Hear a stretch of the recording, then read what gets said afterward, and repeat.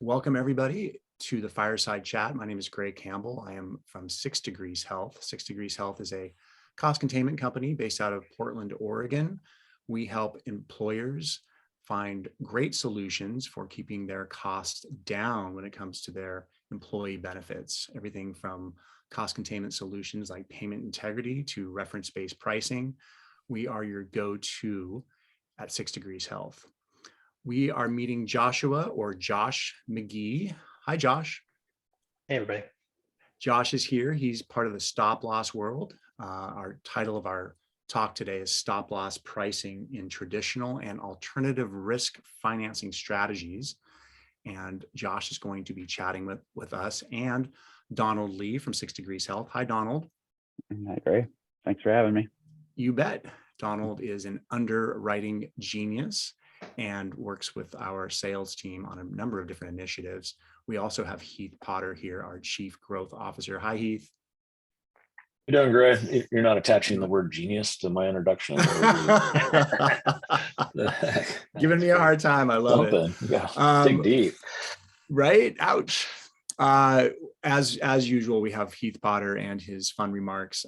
Heath is going to be joining us in a role where he pushes those audience questions out. Speaking of which, we do have a Q&A. So if you have any questions for Josh, Donald, or Heath today, I encourage you to use the Q&A function. You're certainly welcome. I see some folks are saying hello in the chat today. Really appreciate that. Some humor coming from some folks. And you can certainly utilize that for the humor as well. Now, as far as the agenda for today, we are looking at stop loss pricing in traditional and alternative risk financing strategies. We're going to learn about Josh to start. Then we'll be getting into the stop loss product spectrum. We will be looking at the current state of stop loss and then going through 2022 and 2023 gene and cell therapy pipeline. Now, I've got a lot to learn about that because when I read those words, I'm like, what on earth is that about? So that's going to be good stuff. And then at the end, we're going to go through some impacts of stop loss before we start looking into our crystal ball and deciding, hey, where is stop loss going? I always enjoy that part of our show. So let's get to it, talking about Joshua McGee or Josh McGee here today. He is a Tar Heel undergraduate from the University of North Carolina and currently the Vice President of Specialty Programs at, is it AmWins? Is that correct? AmWins, accidentally. AmWins, excuse me. I can't read very well, I apologize. AmWins A&H Underwriters, where his focus is on the development of meaningful alternative risk financing structures and cost containment solutions for employers that choose to sponsor their own health plans. That's the business we're in, folks.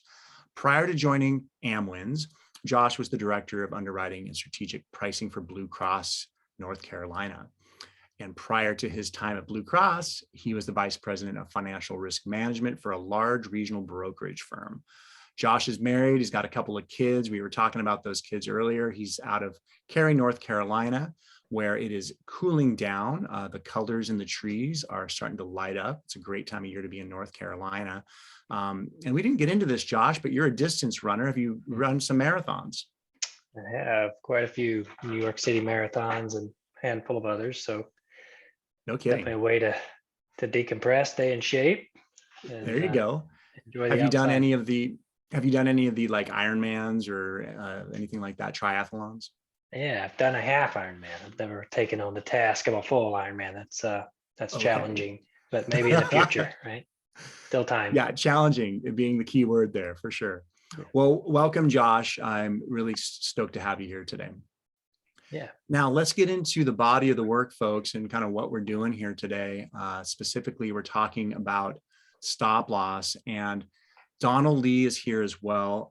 Donald is going to be kind of jumping into the conversation with Josh as we go through the presentation. So Donald, anything to say to the group today? Welcome. Hey, thanks for having me. No, this is obviously one of my favorite topics, stop loss and different offerings that are out there. So there's a lot to learn, and Josh has a really extensive background, so it'll be a fun conversation. Awesome. Well, Josh, if you're okay with it, I would like you just to kind of get started here with your presentation and maybe pause a little bit between slides in case Donald has some questions. Yeah, for sure. We'll ping pong back and forth to me and Okay, great. Donald and the crew that's listening in as well. But thank you again for having me today. And hopefully there's some content here that everybody can leave with a little bit of information that maybe they didn't have in their the back of their mind prior to this call. But really wanted to go through a couple of just laying the foundation of where we are from a stop loss perspective and how the market is reacting to things and how it's growing and changing over time. And as you can see, some of these bullet points here are pretty profound when you think about it. 64% of the market workers are now enrolled in a self-funded plan. And 62% of those are purchasing stop loss. So you have, just by default, over 30% of the market that are not purchasing stop loss today. It's going to be interesting to see just in and of itself how that changes over time as we see some of the new treatments and technology coming into the space and how our self-funded employers react to that over time. The market in total, 2020 was 25 billion, growing at 9% per year. We are continuing to observe that through 21 and 22. Actually estimating that the market will approach $30 billion in 23, 24.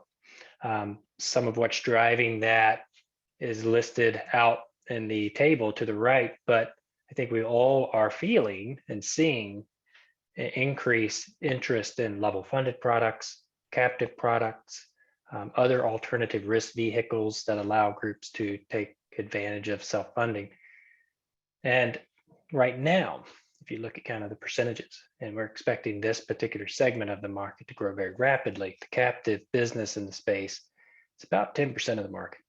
So approaching and eclipsing $2 billion in business that is currently flowing through a captive structure, whether heterogeneous, homogeneous, or single parent type of program structure with multiple employers or single holding companies. So we're seeing that grow at a much higher clip.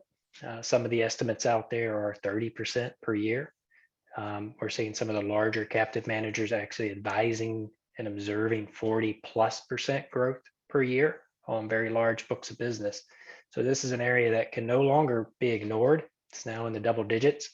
We anticipate seeing that reach 15%, 20% of the market over the next 3 to 4 years. So it is a very, very active space in the market. If you look at kind of the small firms that are driving that, 40%, over 40% of small firms really define small groups as under 200, 250 employers that we're observing, is that 40% of those plus 42% of those are looking at or currently offering level funded offerings or looking at captive structures as a way to break out of that fully insured cycle. And we expect that to grow. Primarily what is going to drive some of that growth in the near term is inflation. The healthcare system, insurers are not immune to that.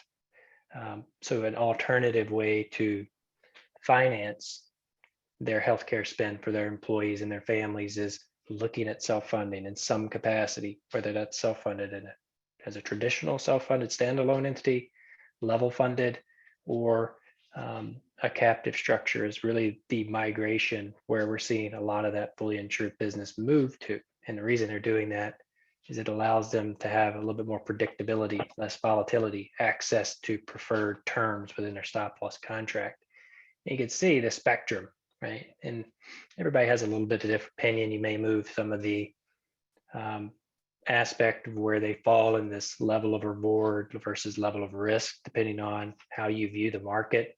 But this, I think, gives you some viewpoint into really how that's stratified, with fully insured being obviously guaranteed cost. They know what they're going to pay. It's only really adjustable by head count, but they have real no insight into how their claims are performing and really have no access to changing the offering that they're being provided from a cost containment or a network perspective or otherwise. So very much a, here's the box, here's the offering off the shelf, you either take it or you don't. It's not completely dissimilar in the level funded space. We all know the largest level funded carrier out there is Cigna. Cigna currently has about $2 billion worth of level funded business if you look at their reporting to Wall Street, which is a very, very large block. It's about 60% of their total stop loss book of business. So very, very large, has been around a long time. And similar to the fully insured, you take kind of what you get in that offering. So while it's a step in the right direction and an easy step for most groups looking to get reporting, opportunity to win a little bit, that's usually what we see that first step. And then they look at other alternative level funded products down the road that are available through some third-party administrators that allow more flexibility to introduce narrow networks, reference-based pricing, pharmacy carve-out, patient assistance, things that we'll talk about down the road. And then some of us who have been around for a while remember participating contracts, minimum premium. We're actually seeing in some pockets a little bit of a resurgence in some of those types of alternative funding arrangements, or at least products that look a lot like those that we saw 20 years ago. So things tend to come back around in fashion, music, very similar in healthcare. We ought to start to see some of the same things repeating, and we're seeing a little bit of that. But captives, especially in the last 10 to 15 years, have really caught on, probably more acutely in the last 5 years. You could see that reward level of risk balance there for that really is in a lot of ways in line with self-funding on your own, with some downside risk that presents itself to a captive structure that's not present in a self-funded environment. So it's kind of the way the market looks, at least from where I sit, looking at alternatives, kind of talking through this with employers and brokers on a day-to-day basis, trying to fit where does that appetite for risk tolerance and reward really fall, and what product offering makes the most sense for those employers. So I'll pause there. Donald, let you. Yeah, Josh, I was just going to ask, I mean, what are some of the limiting factors that you're seeing? I mean, there's still 40% or a little bit under 40% of these groups that are still in the fully insured environment. What are some of the limiting factors you're seeing? And also, what are maybe some of the solutions that are out there that are helping groups head down this path? Yeah, great question. So I think some of the limiting factors are those that we've traditionally observed, especially in a market environment, an economic, more of a macro basis, where there's still some uncertainty with interest rates, where the market's heading, and some industries where there's already very narrow margins, where they're still working to manage that. So the predictability of a fully insured environment, even if a little bit more costly from a cash flow perspective, is really attractive to these buyers, these decision makers. So that's a lot of that with the smaller group is really going to boil down to how strong is your balance sheet? What does your cash flow look like? What is your appetite for risk? How stable is your workforce and your streams of revenue? And how confident are you that they will persist and that you could weather that bad month when it hits? So we're still that's still what I would say is the largest contributing factor as far as limiting groups moving into self-funded environment or a level funded environment in some capacity. But I'd say the other one that's really we observe on a day-to-day basis is education.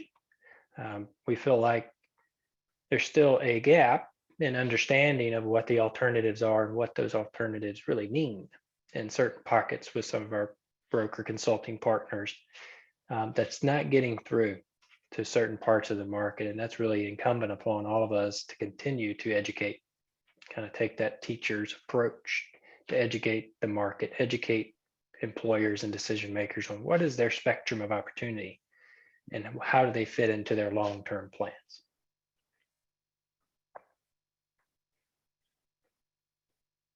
So a couple of things that we've have pulled together is in what we call our State of the Stop Loss Market report that we perform annually. We have a fairly large book of business that we can mine for data and collect information. You'll see a couple of things that are playing out with the stop loss market. That's a bit of a interesting dynamic as we're starting to emerge out of the pandemic. Is we're still seeing some upward pressure on trend.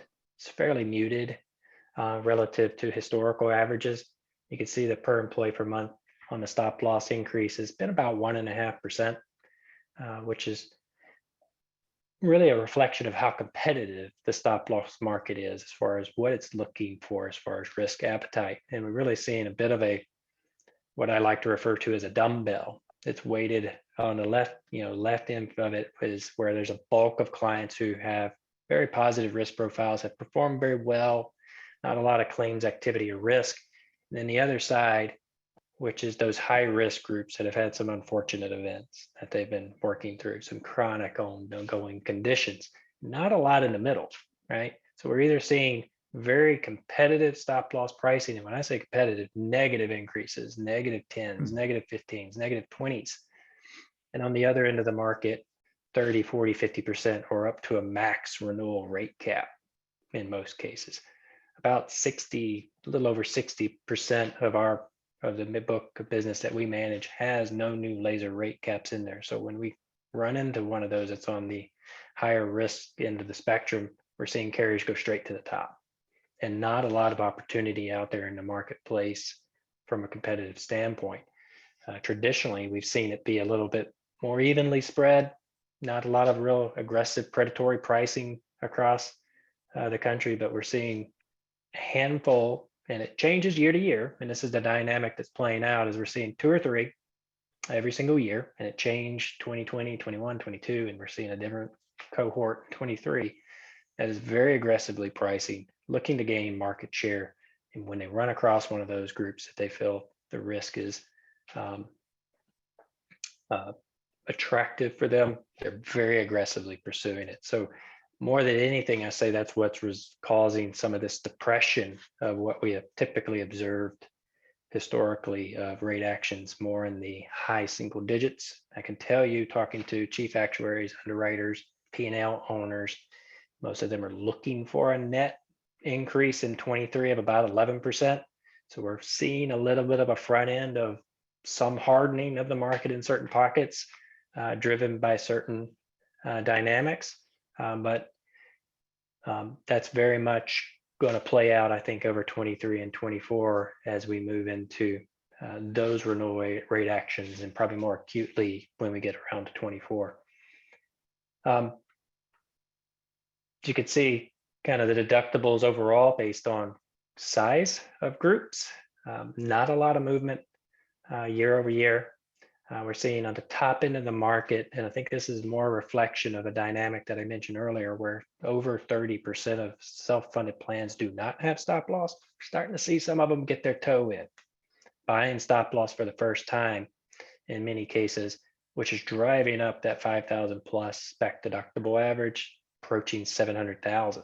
We're seeing a lot of activity. People are asking, well, what does a 750, a $1.5 million stop loss policy look like?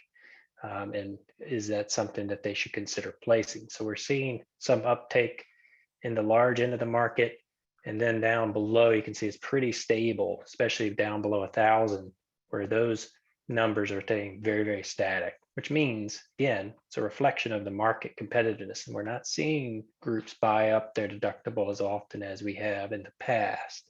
And that's because there are those handful of markets every year that will be very aggressive and allow that group to stay put as far as their specific stop loss deductible. So kind of an interesting dynamic that we've observed through the pandemic that has persisted through 22, and it looks like at least for the front end of 23, we're likely to see that dynamic play out again.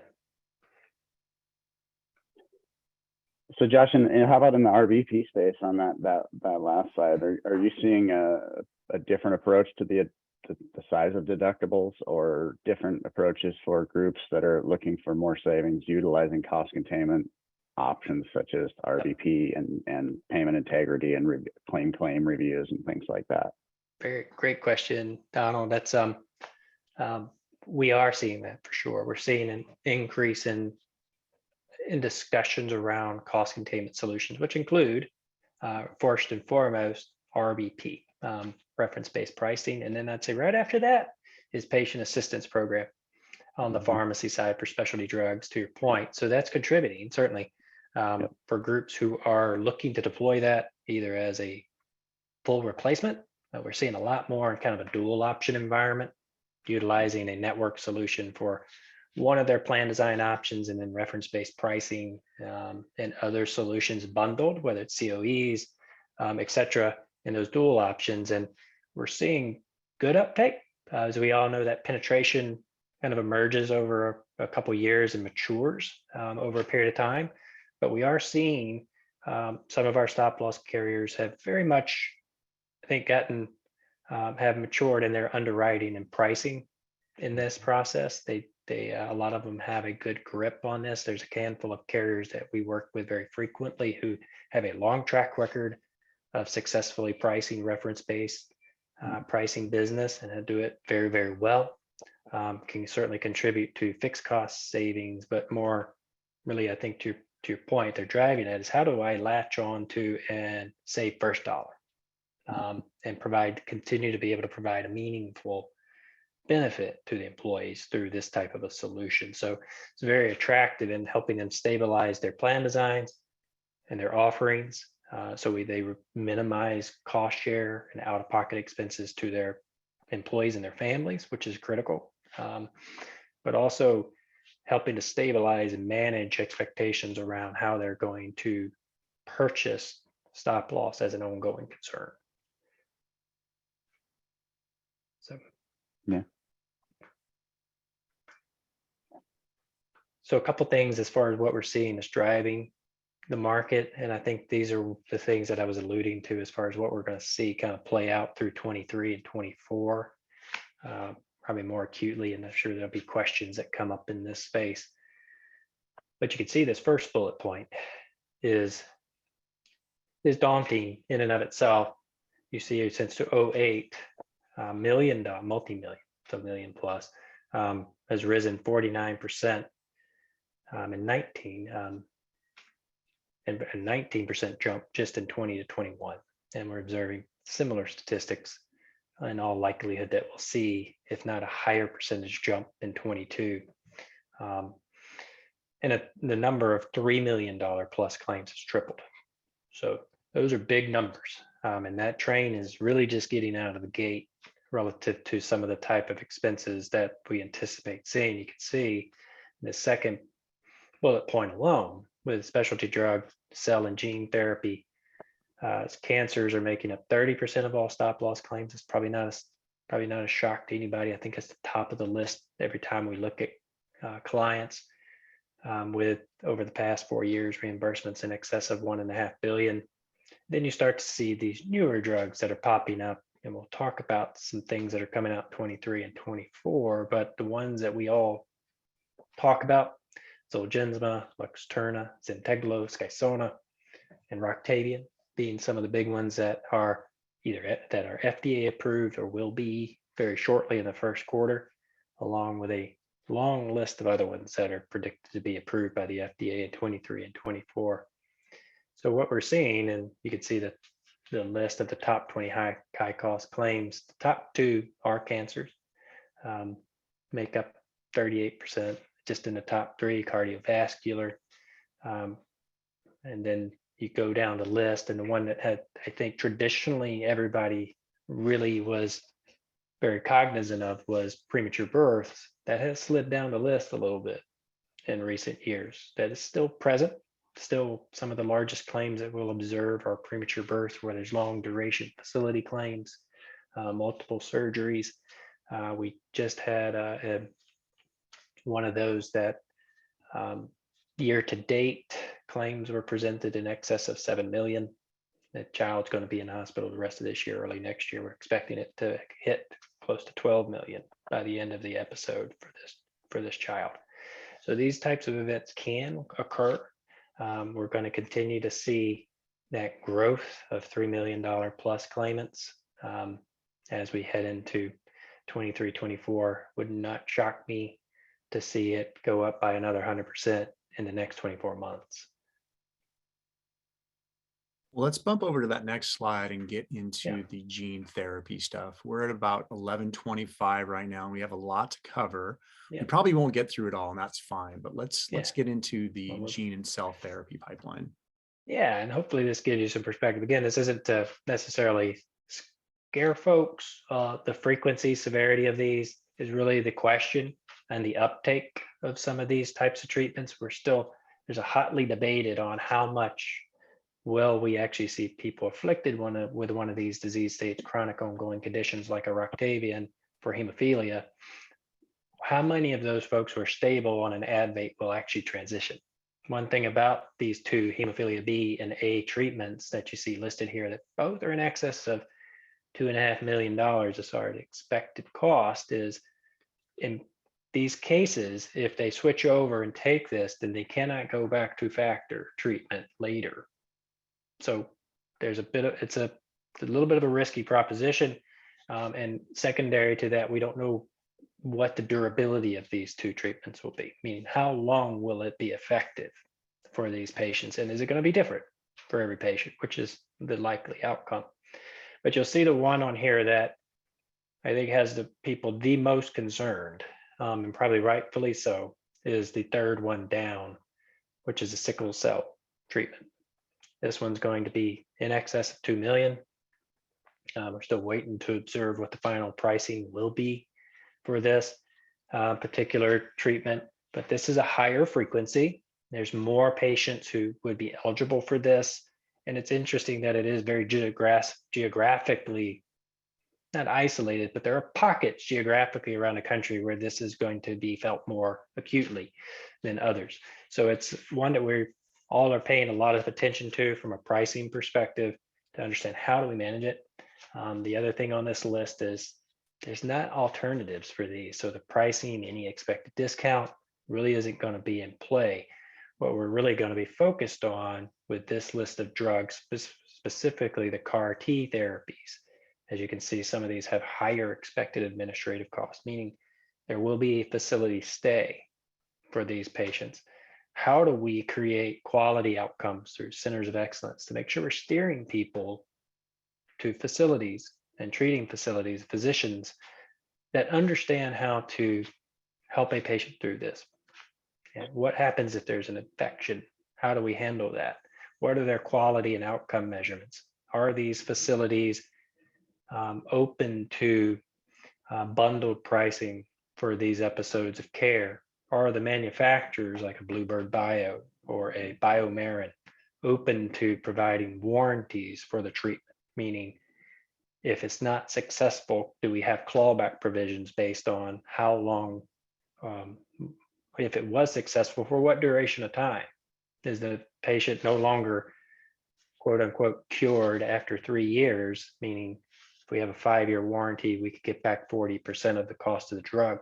Those are the things that we're talking about. Is how do you create centers of networks and centers of excellence and have outcome-based contracts really tied to the entire treatment episode so that we can finance it effectively and have accountability in the system, that we follow the right care paths up front and throughout the duration of the treatment to get the best possible outcome for that patient, and with protection for the self-funded plan and for the stop-loss carriers. So that's this list. While it is daunting, there are things that we collectively can do in partnership with cost containment providers, solutions, innovation, and our stop-loss carriers and the manufacturers and treating facilities to manage this in a responsible manner long-term. Because this list, as you'll see, runs through 23. There's another 40 or 50 drugs that aren't on this list that are in the pipeline that will present themselves in 24 and 25. So this is only a small portion of what we anticipate we'll see over the next 3 years.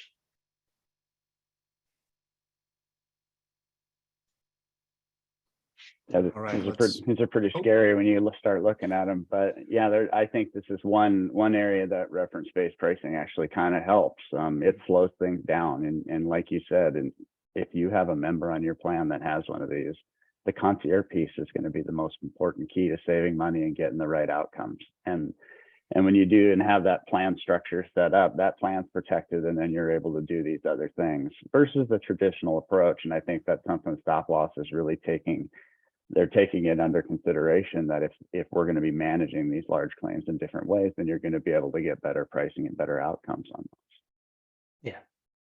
Yeah, for sure. And you pay for you should pay for the outcome that you achieve. Yep. If it's not the desired outcome, then there should be skin in the game for all parties at that point. So yeah, great point. So again, I think the intent, want to kind of lay the foundation of what's going on in the market, where there's some hot button items, but again, just the basic blocking and tackling, just to cover a few things here that collectively we can control in large part, is making sure that we're positioning these self-funded clients or folks or groups who are entertaining self-funding for the first time, that they're balancing out their risk to reward equation, as we discussed earlier. And you'll see there's really three things and in some cases we may not have claims history. If it's a fully insured transition, if it's level funded, we likely have some data. And for the larger fully insured, there's some data available, but we're starting to see more tools that allow us to gather data through accessing member level information through clearinghouses that can help you gather more information to make a better decision regarding how the group is funding and how they're being priced. So balancing out that risk tolerance with the other factors at play here is going to be important, in positioning your client with the appropriate specific stop loss level, aggregate stop loss protection in most cases early on, especially with those transitions, and understanding the contract type. This is probably the factor that we miss most of all, and I will harp on this just for a second, is contract type is important. You need to cover the gaps on this, especially for these groups who are entering the self-funded market on the smaller end as far as employer size. Make sure they have runout protection that's longer duration than you think they need. Throughout the pandemic and going forward, we're seeing runout of large claims persist and drag out longer than we ever have. I don't see that changing. 3 months is not sufficient anymore for these claims. 6 months is probably marginally sufficient. So we're seeing more of the market shift to longer duration tails than we have in the past, which I think is smart, because these groups who are dipping their toe into self-funding or jumping in self-funded, their situation may change a year from now, 2 years, 3 years from now, and they need that protection if they need to go back into other financial structures to cover the cost of their health plan. Advanced funding provisions, I think we're all familiar with that, but that's going to be more and more important as we observed and talked about. Larger and larger claims are presenting themselves.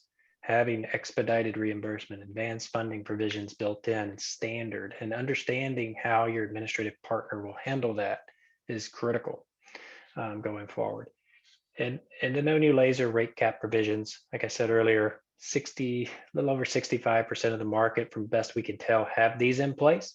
They will be harder and harder to come by over time, but they are critical. One or the other doesn't do you a great deal of good in this market space. You really need both when and where possible, and paying the premium for that is a wise decision for most buyers. Making sure that you have plan mirroring provisions in place, that your SPD is tight, that you understand what it includes, what it excludes, and checking it every single year, because we're seeing modifications in language that can result in conflicts with the underlying stop loss policy. So just make sure that you're reviewing those, that you get them wrapped up and secured and distributed in a timely fashion, and that your stop loss carrier partners have time to review them and make sure that there's alignment, because that is an area of significant risk that is emerging in the marketplace with all these new treatments that we're observing.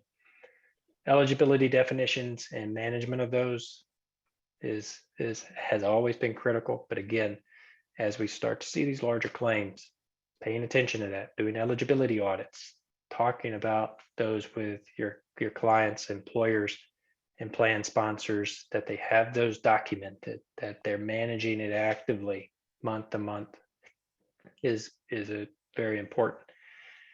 Some hidden exposures that I'll hit on here, and just a few other things before we jump to the next slide, is treatment exclusions and run-in policy limits. Just be careful with those. It's just It's a good risk management. If you can get run-in limits removed, that's always valuable. Because again, going back to when you're switching over, we're seeing longer duration of times for these claims to emerge.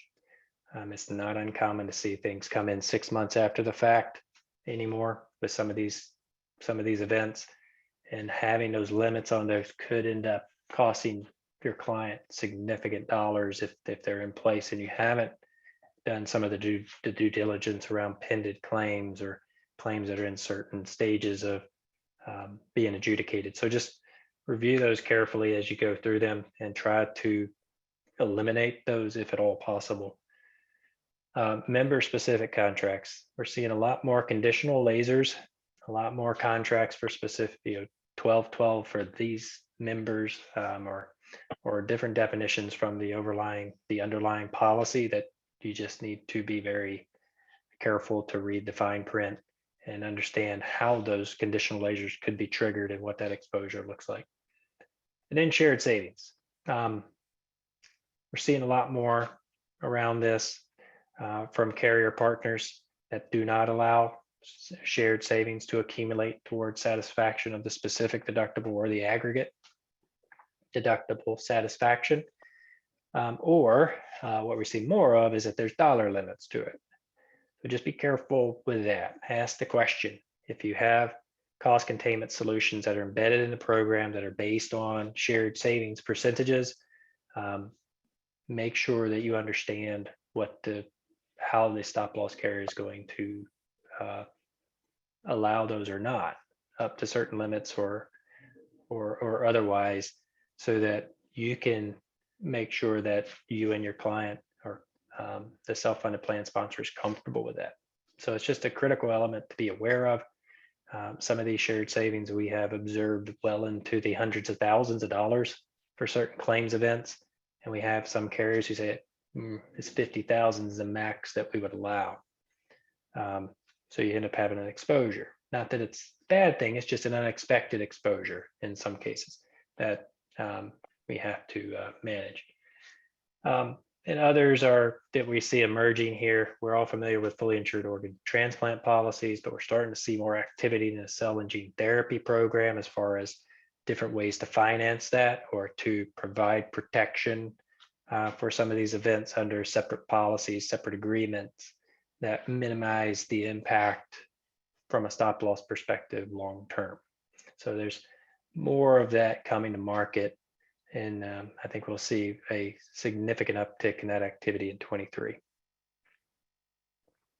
Yeah, there's a lot going on that slide. I mean, I would just harp on one thing, and it's I know it's boring, but read the contract, read the exclusions, understand what you're buying, because sometimes the rates are cheaper for a reason. And everything Joshua just hit on, sometimes a claim will fall right outside of that timeline, and you need to know what you're going to do in that case and how you're going to handle it.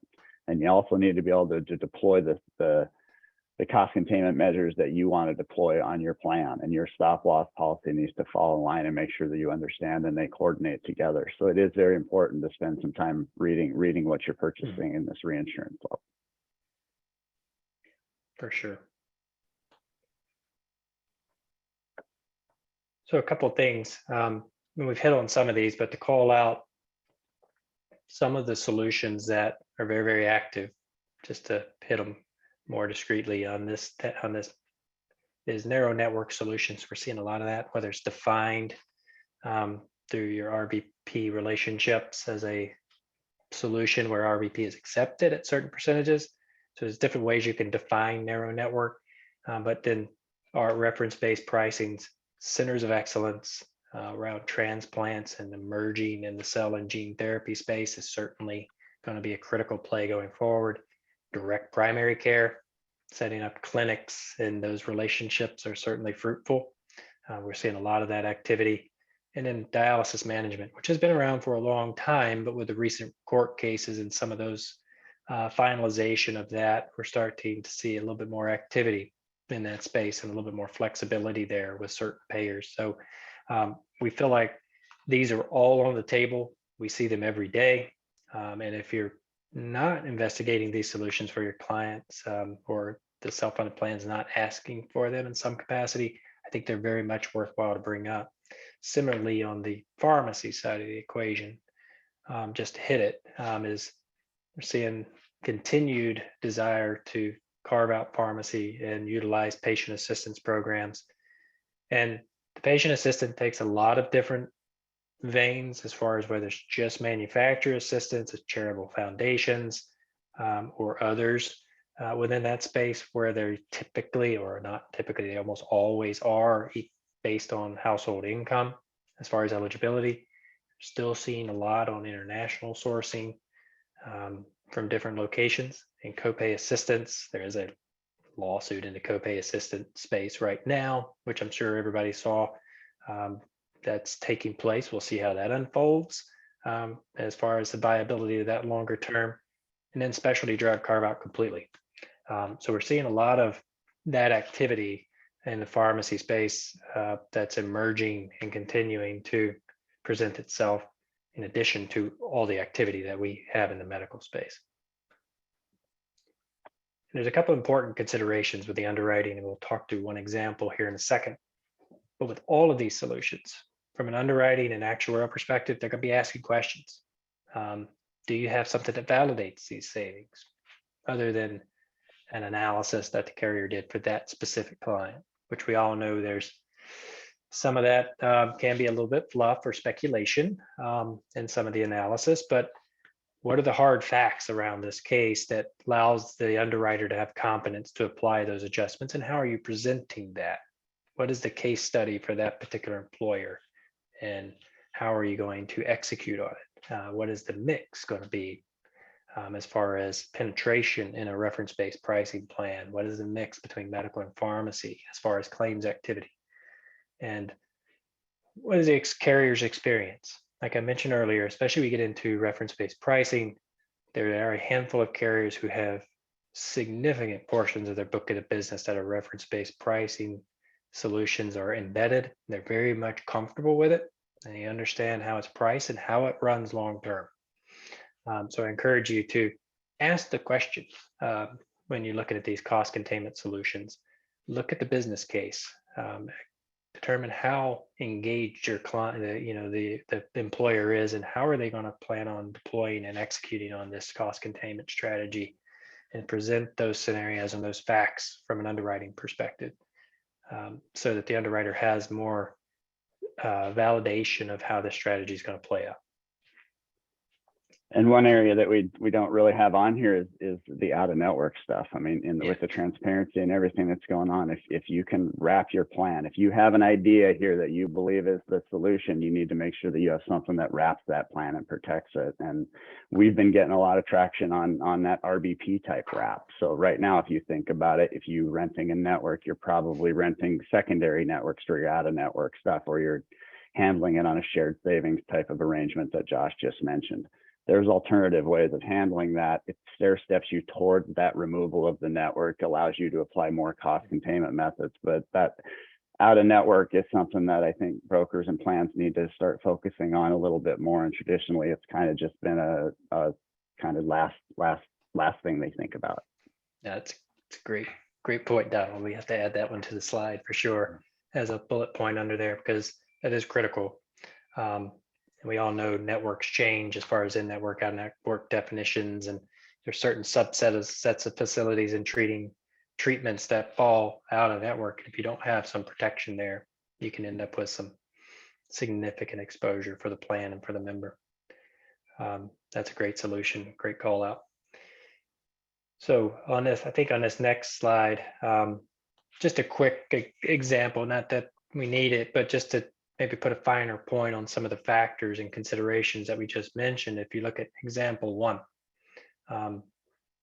full reference-based pricing replacement, the assumption there obviously is 100% penetration. If 70% of your claims are medical, and we assume 20% discount with 25% shared savings as far as how that is managed, once you factor all those considerations in, you may start obviously with that 20% discount differential just as an illustration. Every group will be unique based on the type of claims mix they have. But in this case, once you start to factor in penetration, percent of medical claims, how shared savings functions in that, you start to get down to a impact as far as total cost for medical and pharmacy claims of 10%.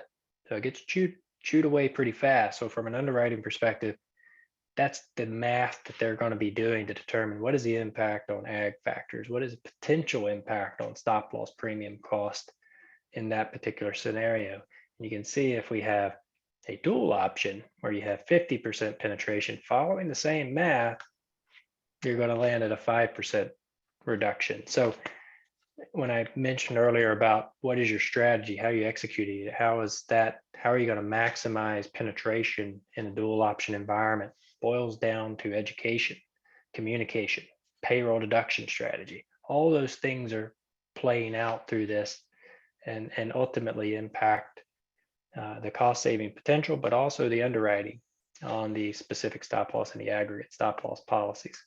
And you can see other variables to consider in this space is stop loss level matters, very much so in this, and getting the right size stop loss deductible level for your client based on risk, based on size of the population, based on their risk tolerance. And assume that the caveats and contingencies are accurate. What do you have to do to finalize, to get through disclosure, to find through final medical underwriting? All that is important to consider. And you'll see a couple of other bullets we've already hit. Confirm that shared savings accumulates, or what is the limit to that? And confirm that the stop loss carrier is an acceptance of changes to the SPD. Because when you implement these, a lot of that will change. As you implement different cost containment solutions, you could have complete carve outs, which require a wrap document to bind it all together, or changes to the SPD language. So certainly when you're adopting either facility only or facility and professional services under an RVP arrangement, all of that has to be managed correctly, and as Donald mentioned, tie back to the underlying assumptions in the stop loss contract.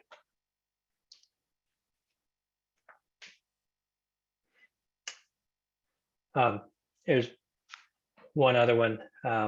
When you're going BUCA PPO to facility only, we have to factor out what the percentage of professional savings are in that environment. If you're going to use another network for physician services only, you have to factor that in here. Again, just adding another element to the math here to make it even more fun. That 60% of your claims or medical claims are facility claims, and the balance are going to be either not impacted or assumed to not be impacted through that RVP arrangement, given that it's facility only. So in this case, you'll see the factor from an underwriting or pricing perspective is a little bit more, because we're assuming full replacement in this at 100% penetration, but still nevertheless coming down from a 20% assumption to 6, 7, 8%, depending on the scenario. So I think just what we really wanted to call out on these examples is, sit down, go through the math, kind of determine what is a realistic ask when negotiating with the underwriters. Because I think if you kind of think through these processes up front, you have more credibility in the ask, and will have a much higher success ratio as far as achieving that goal as you negotiate on the final terms with the stop loss carrier of choice. So Josh, are you seeing more groups ask for RVP replacement options in general, or are you just have you seen an uptick to that? Or do you have any idea in the percentages around that number? Yeah, I think certainly we have a handful of captive programs that we manage. Right now, I would say about 40% of the groups are offering reference-based pricing in a dual option environment. We have one or lower percentage that's a full replacement, but we find that to be a very attractive option, especially in a captive structure or with multiple employers, where they're offering a traditional network option as a buy-up for those employees who want that solution, but then offering that reference-based pricing option to their employees as an alternative. And they're usually wrapping that with certainly some concierge services, direct primary care solutions in some cases to bring those, or clinics on site. So we're seeing a mixture of solutions here, but what we'd say is that a lot of these groups that are looking to transition or go self-funded, that's one of the discussions that's very, very prevalent, is how do we better manage this? What are the solutions available to us? And it's really enough all of the above that we're seeing on medical and pharmacy today. And I think what we're seeing is the real success measure gets back to something that I mentioned earlier, is less the financials. The financials are important, no doubt. What does that illustrative savings potential look like? And we feel like we've got a pretty good handle on that, and certainly help folks digest that. Really, the success is around the education and communication of how these solutions will be implemented and executed, and helping those employees make decisions and understand how that's going to change as far as how they interact with healthcare providers and the overall ecosystem of how we deliver healthcare, and how they need to change their frame of mind a little bit. So that's really been what we've seen the biggest success measures: getting into those open enrollment meetings, having educational material to share, talking through it, helping these folks make the best decision for them, has been a real critical barometer as far as level of success. Folks, I suggest that we skip this last slide and move on to questions. We have quite a few coming in right now, and I want to make sure that we get to those before the end of the hour. Josh, thank you so much for presenting all that great information on stop loss. Donald Lee with the wonderful questions. Now, Heath, what are some of the questions coming in from the audience? Yeah, we got a few here. I think Josh will be able to handle a couple of these pretty easy. The first one was, it goes back to the very first slide you had, but was there a minimum size on that study that you did? Were there small groups included in that study, or was it just large groups?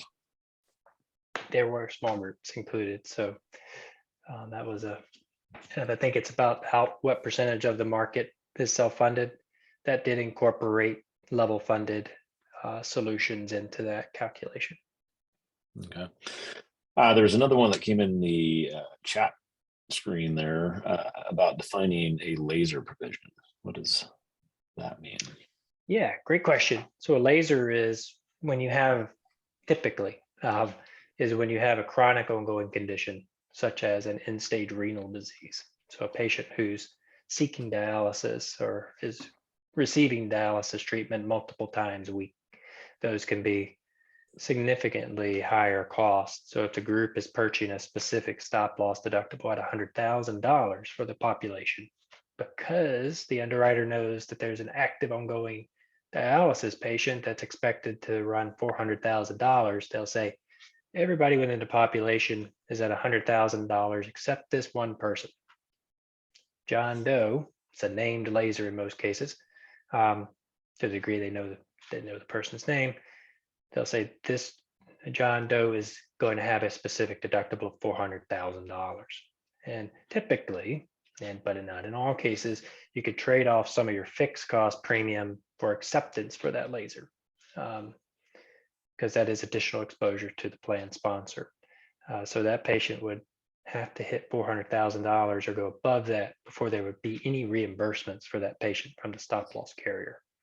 That's a traditional example. And we have seen a little over 10% increase in issuance of lasers from 21 to 22. We expect that to continue to increase because of some of these high cost events. Hey, Donald, I know you've had some creative ideas around things that can be done to address, some of that laser risk, working with 6 degrees and RVP cost containment. Mm-hmm.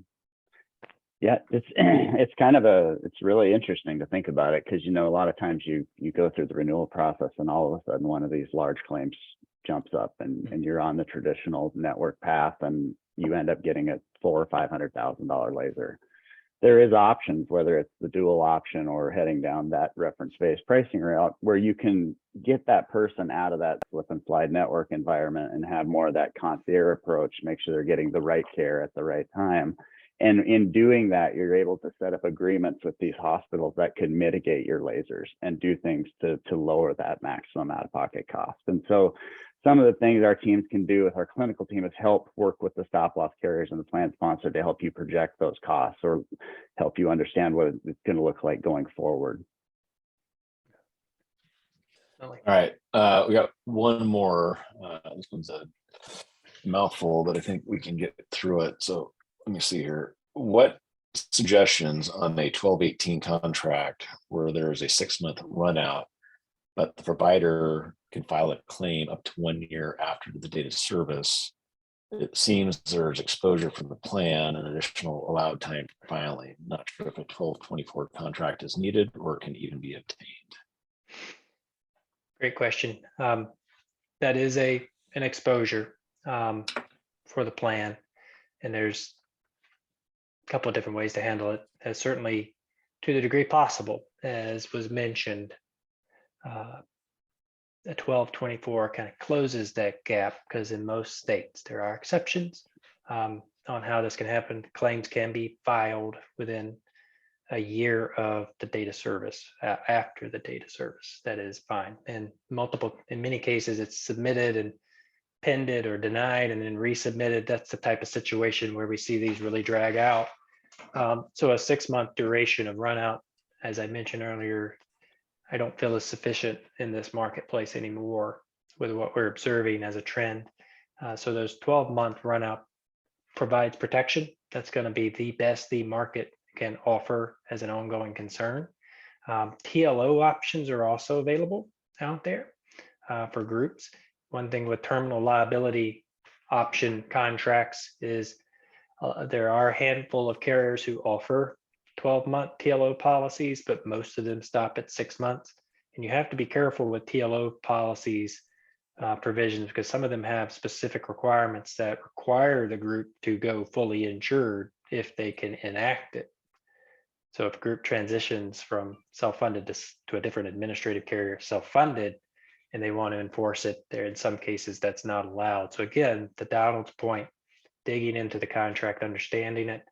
But the best scenario you can is negotiate those 12-month run out provisions, whether it's a 12-24 or a paid contract with a longer duration TLO policy. The maximum that the carriers filed to issue can also be an attractive option in those scenarios to cover those concerns. But certainly if you're transitioning out of that to another carrier, even if you have a 6-month run out in the 12-18 and you're moving to a different stop loss carrier, talk to that carrier about how can I cover that 6-month gap that's remaining under the new policy that I'm purchasing. There are creative ways in which the underwriters and contractually they can cover that gap as you transition, even if it's purchasing a 24-12 with a TLO policy as you go into the new contract. So get creative on those, and talk to your stop loss carrier partners, explain the gaps in coverage that you're concerned about, and see if they can help you define a solution. All right, we're pushing Well, this to thank the you. final seconds, but anything somebody can do with an SPD to limit it to a 6-month filing in the plan doc or anything like that? No, I don't think there's a way, because those are statutory in state with the providers. You create conflict there that could ultimately really be bad news for the member. All right, Greg, take it away. Well, thank you so much, Josh. Super appreciate all your time on this presentation. Certainly the subject, there's a lot to know. We'll have to have you back and dive a little deeper. Joshua McGee, folks, VP of Program Development at Amwins Group Benefits. His email address is here. We also have Heath Potter, Chief Growth Officer here at 6 Degrees Health. 6 Degrees Health, we are lowering your healthcare spend by up to 40% with our cost containment solutions. We eliminate the stress of claim management with our customer-centric support team and customizable healthcare solutions. Next month, November, folks, November 15th to be exact, we do have another Fireside Chat. This topic is the challenges of the high dollar claim environment. It's out there. We certainly talked about it today. I think Josh said triple the amount of $3 million plus claims happening over the last few years. So we have our guest, Dr. Christine Hale, Christy Swallis, Rob Page, and folks here from 6 Degrees Health and our payment integrity team. We have Katie Brand, our president, Joni Hammer, and Stacy Branham. So join us next month for the Challenges of High Dollar Claims, November 15th, 2022 at 11 a.m. Pacific time. Josh, thank you so much. Thank you. Appreciate it. Really enjoyed you today. Heath and Donald Lee, thank you for all your expertise. You know where to find us, folks. 6 Degrees Health appreciates you coming in for the fireside chat. Heath Potter, take care. Donald Lee, we'll see you next time. Good folks. stuff, Josh. Thank you much. Thanks, everybody. See you, Have a Josh. great day. See you guys. Bye.